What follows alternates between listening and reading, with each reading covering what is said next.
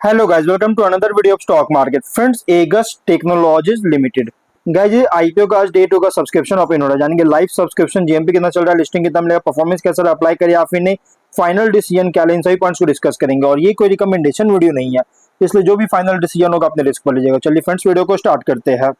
तो guys, IPO 4 को open हुआ था और 6 अगस्त कल क्लोज किया जा रहा है। 11 अगस्त का लिस्टिंग डेट, 10 रुपीज का फेस वैल्यू, 100 टू 105 रुपीज का प्राइस बैंड, 1200 शेयर्स की lot size, fresh capital, book build IPO 24 crore का issue size, 22.6 lakh shares issue किया गया। Prabhat financial services market maker BSE SME पे लिस्टिंग किया जा रहा है। अलॉटमेंट डेट 7 अगस्त का, 10 को रिफंड रिलीज किया जाएगा, शेयर्स डीमैट अकाउंट में क्रेडिट होगा। ऑफर दिया गया है क्यूआईबी, एंकर इंक्लूड नहीं करेंगे। 17.4 big HNI, 8.6 retail small HNI, 4.3 retail 30% का और को ऑफर दिया गया, जो कि रिटेल ओनली 2 लॉट अप्लाई कर सकते हैं। 2400 शेयर्स मिलेंगे, 2.5 लाख पे करना पड़ेगा। Small HNI minimum 3 lot apply कर सकते हैं, 3.8 लाख पे करना पड़ेगा। मैक्सिमम 7 लॉट अप्लाई कर सकते हैं, 8.8 लाख पे करना पड़ेगा। Big HNI minimum 8 lot apply कर सकते हैं, 10.1 लाख पे करना पड़ेगा। मैक्सिमम कोई लिमिट नहीं है, लेकिन अगर 5 टाइम सब्सक्राइब होता है स्मॉल एचएनआई बिग एचएनआई में, तो आपको मिनिमम लॉट होगा। जैसे small HNI 3 lot, big HNI only 8 lot allotment किया जाएगा अगर 5 टाइम सब्सक्राइब होता है। तो एंकर से 6 करोड़ का फंड रेज कर चुका है। लेकिन अगर हम इसके सब्सक्रिप्शन की बात करेंगे तो डे 1 सब्सक्रिप्शन अगर देखा जाए तो अंडर सब्सक्राइब है। क्यूआईबी एक भी शेयर्स का बिड नहीं किया, लेकिन हाँ, बिग एचएनआई 11% सब्सक्राइब है, 21.6 थाउजेंड शेयर्स बिड किया, 23 लाख का। स्मॉल एचएनआई 58% सब्सक्राइब है, 56.4 थाउजेंड शेयर्स बिड किया, 59 लाख का। रिटेल 65% सब्सक्राइब है, 4.4 लाख शेयर्स बिड किया, 4.6 करोड़ का, जो कि अंडर सब्सक्राइब है ओवरऑल। और total 38% subscription, 5.2 lakh shares bid किया, 5.4 करोड़ का, 199 एप्लीकेशन सबमिट हुआ है, जो कि अंडर सब्सक्राइब देखने को मिला है। बट जीएमपी की बात की जाए तो 0 रुपीज का, विच मीन्स कंपनी फ्लैट या तो डिस्काउंट लिस्टिंग करेगा। बिजनेस की बात करेंगे तो कंपनी जो है ये रोबोटिक और इंटेलिजेंट ऑटोमेशन सॉल्यूशंस का सोलर एनर्जी सेक्टर के लिए डिजाइनिंग और डेवलपिंग के बिजनेस में इंगेज है, जो कि एक हाईली कॉम्पिटिटिव फ्रैगमेंटेड सेगमेंट में ऑपरेट हो रहा है। लेकिन फाइनेंशियल अगर देखा जाए तो टॉप लाइन बॉटम लाइन में ग्रोथ देखने को मिल रहा है। लेकिन 26 से बॉटम लाइन जो है ना बहुत ही बूस्टेड परफॉर्मेंस हुआ, जो कि डाउट क्रिएट कर रहा, प्लस आगे चल के सस्टेन करेगा या फिर नहीं, इसको लेकर भी कंसर्न रेज कर रहा है। और इसका जो लीड मैनेजर है, इसका लीड मैनेजर की बात करें तो गाइस, इसमें इसका लीड मैनेजर है टर्न अराउंड कॉर्पोरेट एडवाइजर्स। इसका पास्ट में ट्रैक रिकॉर्ड बहुत ही खराब देखने को मिला है अब तक का। और अगर हम इसके पीयर्स की बात करेंगे तो कंपनी के जो पीयर्स है, शॉर्ट भिन्न भारत और मोबाइलाइज, ऐप लैब, कैपिलरी टेक्नोलॉजीज, ये सभी इसके कॉम्पिटिटर है।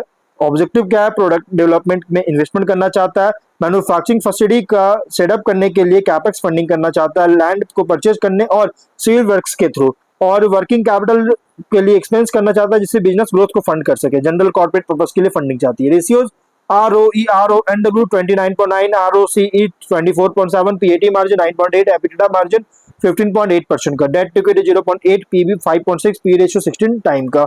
और गाइस, कंपनी का रिसेंट फाइनेंशियल डेटा देखिए, आईपीओ जो small paid up equity capital, जो कि पोस्ट आईपीओ इंडिकेट कर रहा है, माइग्रेशन के लिए लंबा टाइम ले सकती है।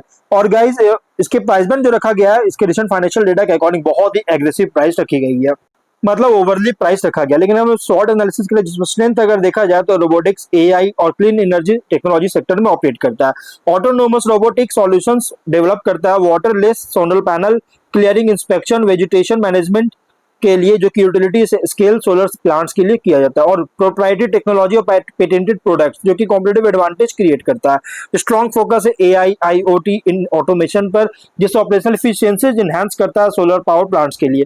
Asset light technology driven business model, जो कि स्केलेबिलिटी से ऑफर करता है। बिजनेस अगर देखें तो इंडिया रिन्यूएबल एनर्जी और यूटिलिटी स्केल सोलर सेक्टर का रैपिड ग्रोथ है, जिससे कंपनी को बेनिफिट मिलता है। लेकिन वीकनेस अगर देखा जाए तो कंपनी का वीकनेस क्या है, तो बिजनेस सिग्निफिकेंटली डिपेंड करता है सोलर पावर इंडस्ट्री के ग्रोथ पर, और रिलेटिवली स्केल बहुत ही स्मॉलर है अगर हम ग्लोबल इंडस्ट्रियल रोबोटिक कंपनीज के कंपैरिजन करेंगे। लगातार कंटिन्यूअस इन्वेस्टमेंट चाहिए होगा, रिसर्च एंड प्रोडक्ट डेवलपमेंट में जरूरत पड़ेगा। कस्टमर एक्विजिशन साइकिल, जो कि बहुत ज्यादा लेंथी होता है एंटरप्राइज सेल्स के कारण। वर्किंग कैपिटल रिक्वायरमेंट्स है,